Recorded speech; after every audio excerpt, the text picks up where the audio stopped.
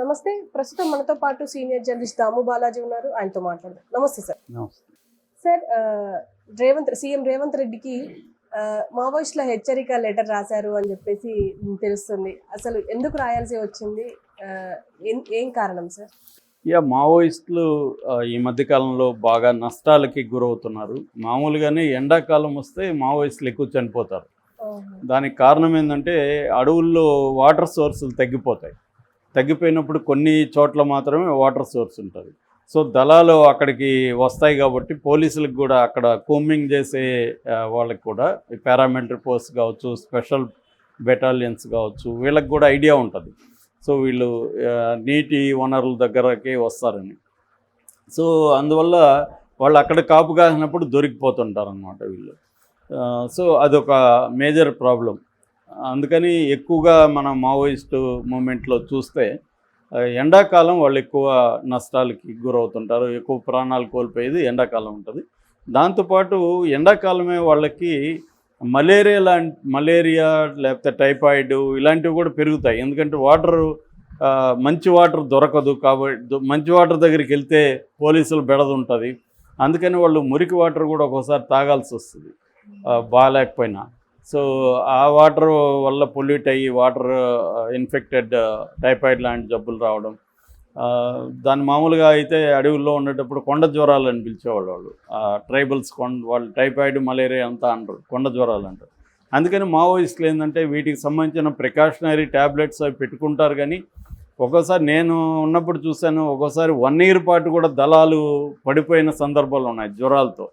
ఒక్కోసారి వాళ్ళు మనం కొన్ని గంటలు జ్వరాలతోనే నడుస్తారు, వాళ్ళు నడవాల్సి వస్తుంది. అంటే ఫీవర్ని క్యారీ చేయడం 30 రోజులు 40 రోజులు అలా ఎప్పుడు చూసినా టైఫాయిడ్ ఏదో ఒక జ్వరాలతోనే ఉంటారనమాట. అంత యాక్టివ్గా ఉండరు. అందుకని అటాక్స్ జరిగినప్పుడు కూడా వాళ్ళు యాక్టివ్గా ఫైట్ చేయలేరు వెళ్తారు. సో అందుకని ఈ మధ్యకాలంలో ఈ కొత్త సంవత్సరంలోనే దాదాపు ఇప్పటి వరకు 50 మంది చనిపోయారు మావోయిస్టులు ఎన్కౌంటర్లో. డిఫరెంట్ అందులో కొన్ని నిజం ఉండొచ్చు, కొన్ని ఎక్కువ భాగం పట్టుకొని గాలి చేయడమే ఉంటుంది.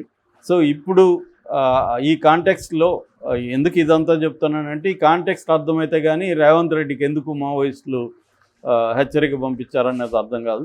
ఇప్పుడు ఇచ్చింది ఎవరంటే భద్రాద్రి కొత్తగూడెం అల్లూరి సీతారామరాజు డివిజన్ కమిటీ, దీన్ని BKAS అంటారు. అంటే మావోయిస్టులు వాళ్ళ ప్రాంతాలని కొన్ని డివిజన్స్గా డివైడ్ చేసుకుంటారు. డిస్ట్రిక్ట్గా వాళ్ళ డివిజన్స్ వేరే ఉంటాయి. సో అలాగా వీళ్ళు ఏంటంటే భద్రాద్రి కొత్తగూడెం అల్లూరి సీతారామరాజు డివిజన్ అని ఒకటి పెట్టుకున్నారు. ఆ డివిజన్కి ఒక కమిటీ ఉంది. ఆ కమిటీ సెక్రటరీ ఆజాద్. ఈ ఆజాద్ కూడా ఏంటంటే మావోయిస్టులు ఏం చేస్తుంటారంటే తమకన్నా ముందు లీడర్లు ఎవరైనా చనిపోతే వాళ్ళ పేర్లే మళ్ళీ పెట్టుకుంటుంటారు. అవి కంటిన్యూ అవుతూ ఉంటాయి. యాక్చువల్గా ఆజాద్ ఎప్పుడో ఉండి చనిపోయినారు ఆయన పేరు కూడా ఆజాద్ ఒరిజినల్ కాదు. సో అలాగా ఒక్కొక్క పేరే కంటిన్యూ అవుతూ వస్తూ ఉంటుంది. సో ఇప్పుడు కూడా ఆజాద్ పేరుతో ఒక ప్రకటన వచ్చింది. అది సుదీర్ఘంగా ఉంది ఆ ప్రకటన. అందులో ప్రధానంగా ఏముందంటే ఈ మధ్య ఎన్కౌంటర్లు జరుగుతున్నాయి. కొత్తగా ఒకటి జరిగింది బార్డర్లో. బార్డర్లో జరిగిన ఎన్కౌంటర్ మీద వీళ్ళు పూజార్ కాంకేర్ అడవులు, ములుగు బార్డర్ అది. ఈ ములుగు పూజార్ కాంకేర్ అడవులు అంటారు. అక్కడ ఒక ఎన్కౌంటర్లో 3 చనిపోయారు. ఆ 3లో ఒకరెవరంటే commander Dandakaranya special zonal committee central region company 1 secretary అనమాట. ఆయన సంతోష్ అంటారు ఆయన్ని, మన్నె సంతోష్. ఆయనది వచ్చి జయశంకర్ భూపాలపల్లి జిల్లా కాటారం మండలం అంకుశాపూర్ అనమాట నేటివ్ ప్లేసు.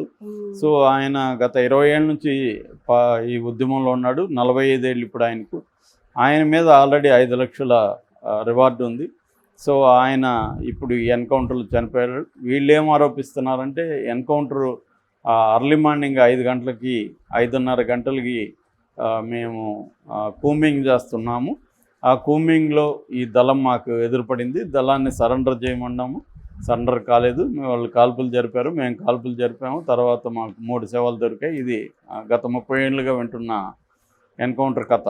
అదే చెప్పారు పోలీసులు. సో అది జరిగింది. దాని తర్వాత సంతోషు, ఇంకొక అతను మణిరామ్ అనుకుంటా అతను. సో సంతోషు అతను బాడీ గార్డ్స్ ఇద్దరు. అంటే ఈ స్థాయి నాయకులకి ఈ మధ్య బాడీ గార్డ్స్ని కూడా మావోయిస్టులు పెడతారనమాట. అక్కడే అడవిలో ఉంటా కూడా బాడీ గార్డ్స్ ఉంటారు వాళ్ళకి. సో మణిరాము తర్వాత సంతోష్ చనిపోయారు. ఇంకొక పేరు అనౌన్స్ చేయలేదు, అతన్ని ఇంకా ఐడెంటిఫై చేయలేదు. సో ఏదేమైనా వాళ్ళ ముగ్గురిని చంపిందా ఎవరంటే ఎస్పీ శబరీష్ పేరు చెప్తున్నారు వీళ్ళు. ములుగు జిల్లా ఎస్పీ శబరీషే ఈ దారుణానికి ఒడిగట్టాడు. కాబట్టి శబరీష్ బాధ్యత వహించాలి. అట్లాగే రేవంత్ రెడ్డి ఎన్కౌంటర్కి బాధ్యత వహించాలి. ప్రభుత్వాలు ఎవరు మారినా కూడా రాజ్య స్వభావం మారదు అని కూడా వాళ్ళు ప్రకటించారు. ఇందాక నేను వేరే వీడియోలో చెప్పినట్టుగా హరగోపాల్ కూడా ఇదే మాట అన్నాడు, రేవంత్ రెడ్డితోనే అన్నాడు ఆయన సీఎం కాకముందు. మీరు ఇప్పుడు పౌర హక్కులు, ప్రజా హక్కులు ఇవన్నీ మాట్లాడతారు. ఇప్పుడు మీరు మళ్ళీ గవర్నమెంట్లోకి వచ్చినాక మీ ముందున్న గవర్నమెంట్కి మీకేం తేడా ఉండదు, దీన్నే మేము రాజ్య స్వభావం అంటాం. అంటే రాజ్యం అంటే అధికారంలో ఉన్న ఏ ప్రభుత్వం ఉన్నా రాజ్యానికి ఒక స్వభావం ఉంటుంది. అదేంటంటే ఉద్యమాలను అణచివేయడం, తమకి వ్యతిరేకమైన వాయిస్ల్ని నొక్కేయడం, ఇది చేస్తారు. ఇదే జరుగుతుంది.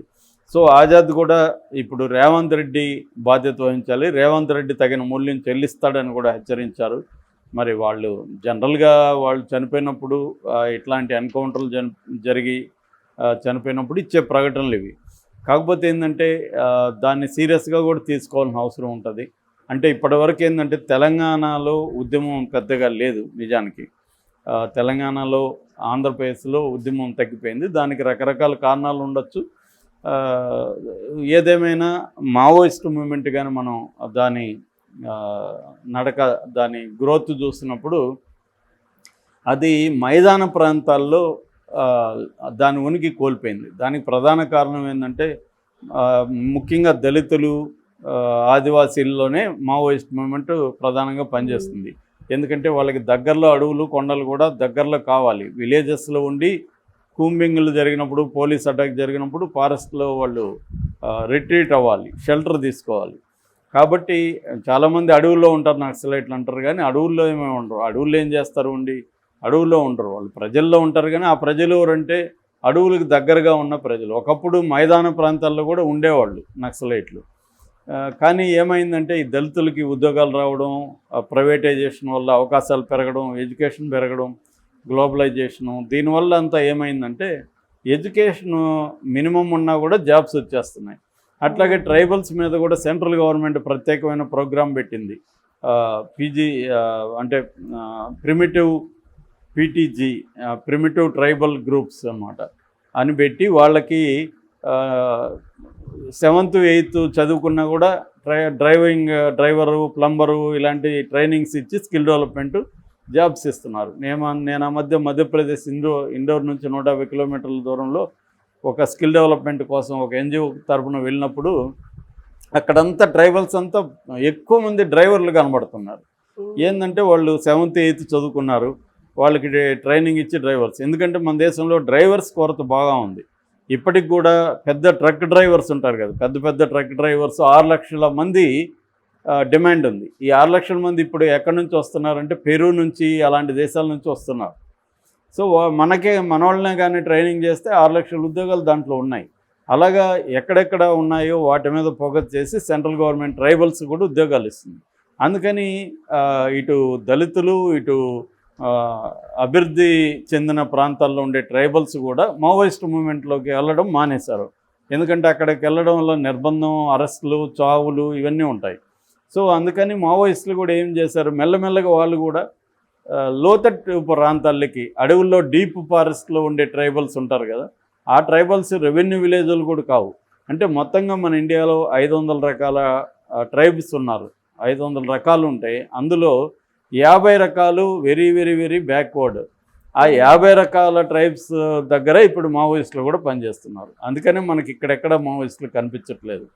కానీ అక్కడికి కూడా గవర్నమెంట్ వీళ్ళని పంపించి అక్కడి నుంచి కూడా మావోయిస్టులను తరిమేయాలని చెప్తుంది. ఎందుకంటే ఇంటర్నల్ సెక్యూరిటీ విషయంలోకి వస్తే అది పెద్ద ప్రమాదం.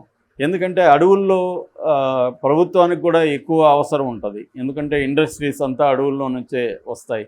కలప కావచ్చు, చాలా రకాల మైన్స్ కావచ్చు, ఇవంతా దీనివల్ల ఈ నక్సలైట్లు ఉండడం వల్ల పరిశ్రమలు రావడానికి ఇబ్బంది అవుతుంది. అట్లాగే ఈ గ్రామాలని అభివృద్ధి చేయడానికి కూడా ఇదొక అడ్డంకిగా మారిందని గవర్నమెంట్ ఫీల్ అవుతుంది. నిజానికి చాలా చోట్ల మావోయిస్టులే అభివృద్ధి చేస్తున్నారు. వాళ్ళే చెరువులు దూవిస్తున్నారు, వారే స్కూళ్ళు కట్టిస్తున్నారు, వాళ్ళే ఎడ్యుకేషన్ ఇస్తున్నారు ఆ ట్రైబల్స్కి. కానీ అది ఒక్కొక్కసారి మావోయిస్టుల కొంప ముంచుతుంది. వాళ్ళు అభివృద్ధి అవడం వల్ల మావోయిస్టుల రిక్రూట్మెంట్ రాదు. ఆ మధ్య ఒక BBC journalist letters call him Vasu అనే ఒక బుక్ రాశాడు.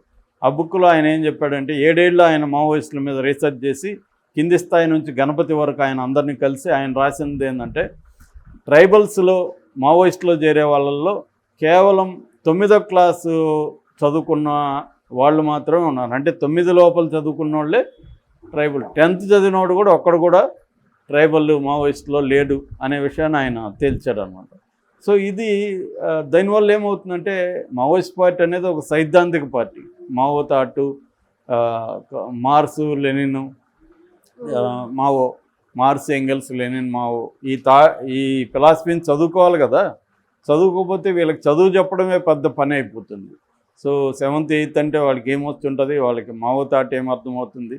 సో ఇది ఈ కైండ్ ఆఫ్ ప్రాబ్లమ్స్ ఉన్నాయన్నమాట. సో అందువల్ల ఈ కాంటెక్స్ట్లో ఇక్కడ ఎన్కౌంటర్ బార్డర్లో జరిగింది. దీంట్లో ములుగు ఎస్పీ యాక్టివ్గా పాల్గొన్నాడు కాబట్టి రేవంత్ రెడ్డిని వాళ్ళు హెచ్చరిస్తున్నారు. అంటే ఎప్పుడు కూడా వాళ్ళు తమ మీద నిర్బంధాన్ని తగ్గించుకోవడానికి రకరకాల మెథడ్స్ ట్రై చేస్తుంటారు. అందులో ఇది కూడా ఒక మెథడ్. అంటే సీఎంలని ఎస్పీలని టార్గెట్ చేసి చేయడం వల్ల కొంత దూకుడు తగ్గుతుంది అన్నది వాళ్ళకున్న అవగాహన. Okay sir, thank you.